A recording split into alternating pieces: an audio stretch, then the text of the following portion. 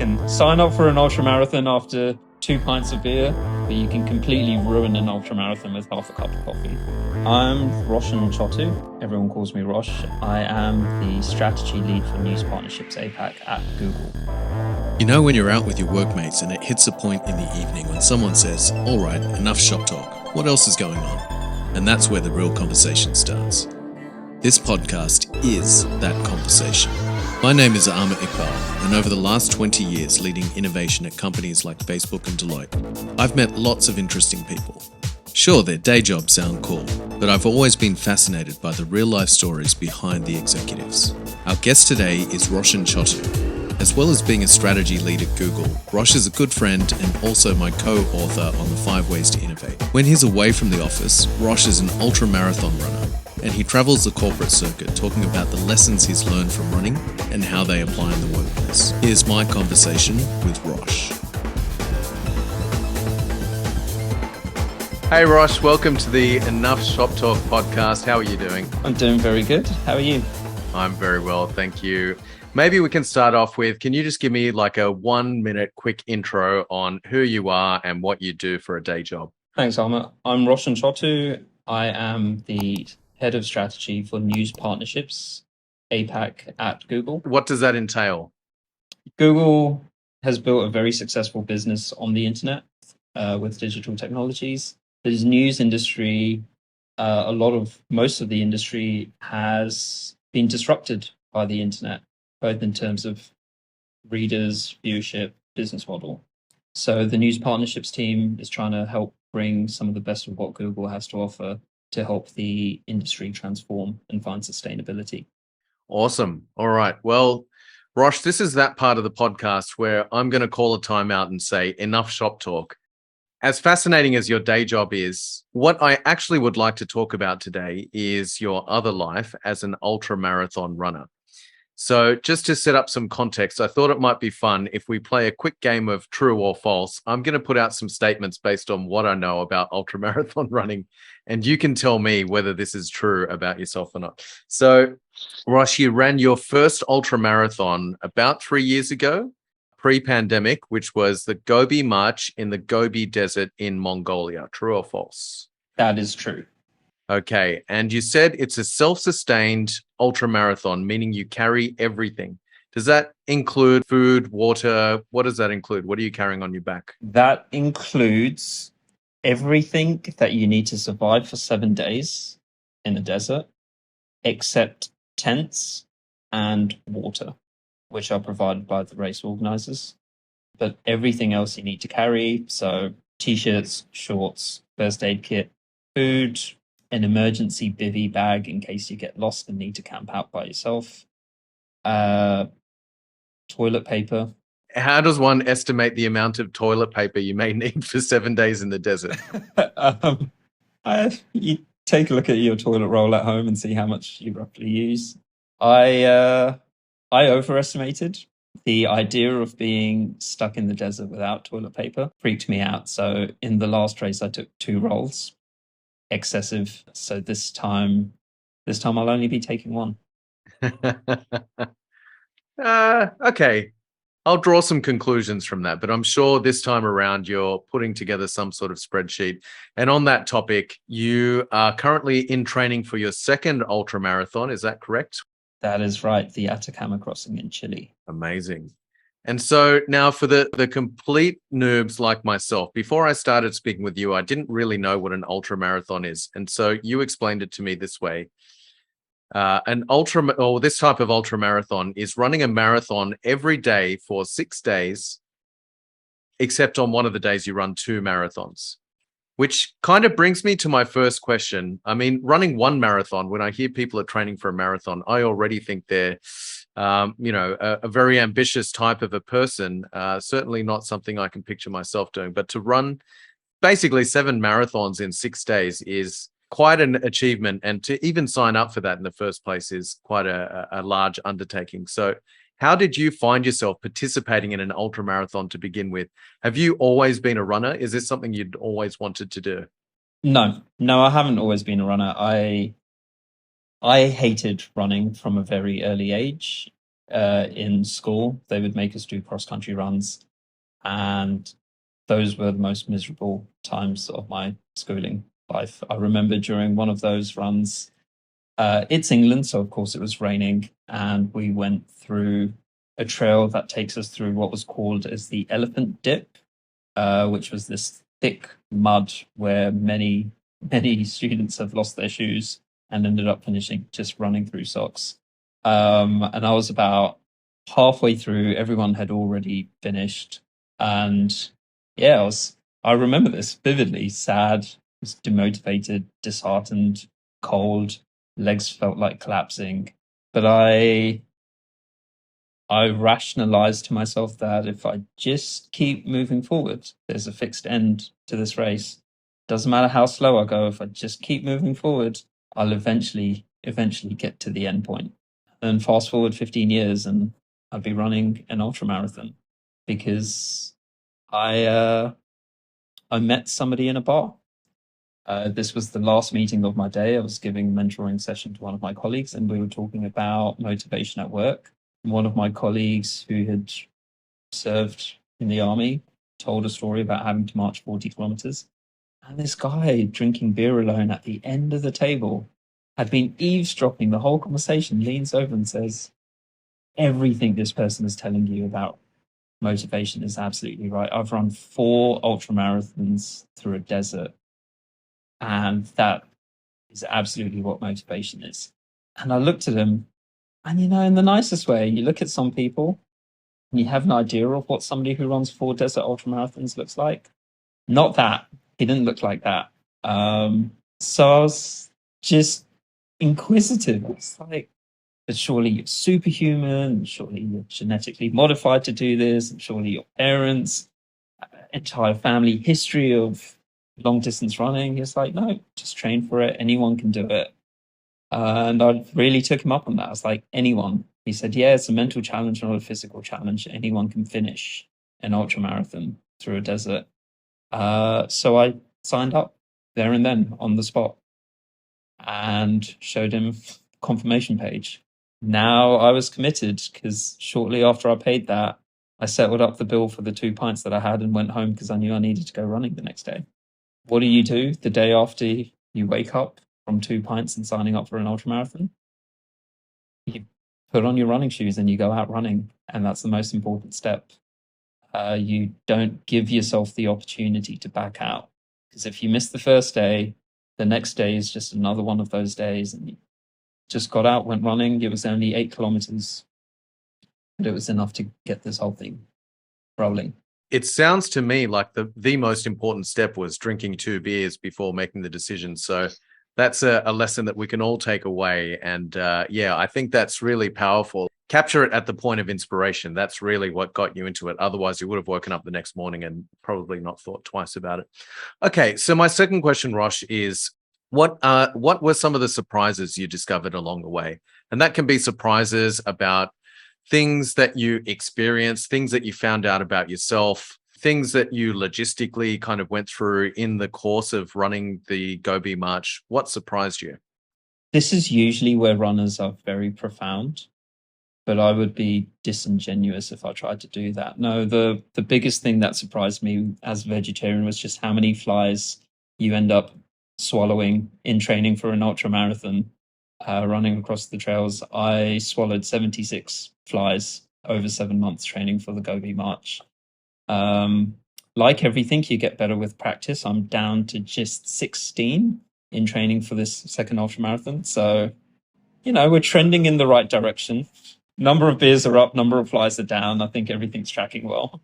Second biggest surprise, you learn a lot about your body when you're training for an ultramarathon, including just how sensitive some of the body parts are. There was one, I think, 16-kilometer run I went out for. It was raining, as it often does in Singapore. And the sheer amount of chafing that happened during the 16-kilometer run left me with very bloody nipples that I only realized when I got home and took the t-shirt off to go for a shower. I'm glad you took that story towards nipples because, yeah, the imagination can run away with itself sometimes when you just talk about generic chafing. Okay. Anything else that surprised you along the way? Probably more seriously, training is so important to, everyone thinks the training is all about getting your body ready, but it's really about testing everything. So testing your body is one part of it, which is the actual training your body, but testing all of your equipment, testing all of the food. You asked, how do you know how much toilet paper to take? Well, one part is measure how much toilet paper you use. The other is test all the food you're going to eat through the desert out before you get there, so you know how well it works with your digestive system. And I hadn't done that. So the biggest surprise is I took gels which I hadn't trained with, and they were different from the ones I trained with, but I didn't realize. And I only realized like they were 100 calories. I was coming up to a hill. I thought, oh, I'm about 20 minutes away from that hill. Let me take one of these gels. It takes about 20 minutes for that kind of sugar to hit your bloodstream. So you have the energy to go up the hill. And I did, like, I was up this hill in no time. It didn't wear off. And then I was speeding down this hill and through a valley for 16 kilometers. And I was just feeling so energetic. I was surprised. So I looked at the kind of the used gel wrapper, and it had 45 milligrams of caffeine in it, which is about half a cup of coffee. Half a cup of coffee made me go faster than I'd ever gone with a 10-kilo pack. And I hadn't trained downhill. I went too fast, and the pack was really heavy because it was only the 50th kilometer. So I damaged my knees. I hurt my knees because I hadn't trained with half a cup of coffee. And I had to hobble for the remaining 190 kilometers, all because of half a cup of coffee. So I think the question was, what was the surprise? The surprise was beer is better than coffee. You can sign up for an ultra marathon after 2 pints of beer, but you can completely ruin an ultra marathon with half a cup of coffee. So, I mean, once you got to that situation where you've got injured knees and you're pushing yourself through 190 kilometers, I imagine the only way that you can get through something like that is just to think, I just need to get to the next flag. You're not thinking about 190 kilometers at that point. Breaking the problem down into units is the most important part. So the smallest unit is left foot, right foot. The next unit, once you're like, okay, left foot, right foot, it's get to the next flag. The entire course is marked with pink flags. And once you're going from flag to flag, you're thinking checkpoint to checkpoint. And each checkpoint is roughly 10 kilometers apart. And really, that's the biggest unit you need to be thinking, because a 250 kilometer ultra marathon is really just 25 10Ks, which feels a lot more manageable. 25 checkpoints and the whole thing is done. Thanks for sharing that story. I know you went through a tough time, kind of hobbling your way through a remaining 190 kilometers is no mean feat, but you did it and you completed it. And look, this is something that not many people achieve in their life, even in great health. So to be able to do that with an injury is commendable and kind of speaks to your stubbornness as well as your unbreakable spirit. So definitely a tip of the cap to that. I've got one more question on that. So if anyone's listening to this and ever finds themselves at a bar, perhaps 2 pints in, they're signing up for a race. You've been through this once now, so clearly you've got some learnings, e.g. don't take caffeine when you're about to run up a hill. What kind of wisdom could you impart on anyone who's maybe thinking about undertaking something, some kind of drastic life change or a big event coming up in their life? I mean, there's so many, probably more than we have time for. One is, I'm not a natural planner. I don't like planning things. I like going with the flow. So when I traveled for 13 months in Asia several years back, I only ever had things booked a day in advance. But for this type of thing, it was so important to plan. It's what Dwight Eisenhower said. Plans are useless, but planning is indispensable. If I had to finish work, go home, and then decide what workout I needed to do and what I was going to eat, I probably wouldn't have left home again. Like, I wouldn't get out to train. The fact that I had a plan, like I spent time saying, okay, Monday is a running day, Tuesday is a weights day, Wednesday is a running day, Thursday is a rest day. It just meant whenever I finished work and it's time to train, I just had to look at something and go, okay, that's what I'm doing today. I'm running and I need to run 16 kilometers. Now, obviously, plans are useless. I can change the plan at that point. I can say, actually, I want to do 18 or I want to do 10. But the fact that it's written down and I've got something to change as opposed to something to write, editing is always easier than creating. So invest the time to create upfront.